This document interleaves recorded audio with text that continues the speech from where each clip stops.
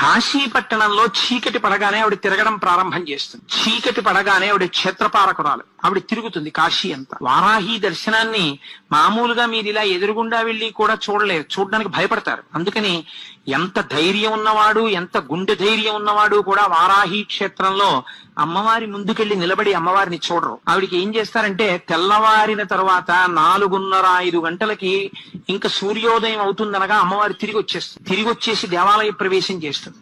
అర్చకులు కూడా ఒక్క 10 నిమిషాలు 20 నిమిషాలు లోపలుండి గబగబా అమ్మవారికి పూజ చేసేసి తలుపులు వేసేస్తారు. ఆవిడ పగటి పూట పడుకుని నిద్రపోతుంది. కాబట్టి మీరు సూర్యోదయం అయిపోయే లోపల వారాహి దర్శనం చేసేయాలి. వారాహి దేవాలయం పైకి వెడితే స్లాబ్ కి కన్నాలు ఉంటాయి, ఒక 4-5 కన్నాలు. అక్కడ నిలబడి మీరు ఆ కన్నాల్లోంచి చూస్తే వారాహి రూపం కనపడుతుంది. అసలు ఆ కన్నంలోంచి అమ్మవారిని చూస్తేనే అమ్మ బాబోయ్ అని ఒళ్ళు పులకరించాలని నిలబడిపోతారు. అలా ఉంటుంది ఆవిడ తేజస్సు.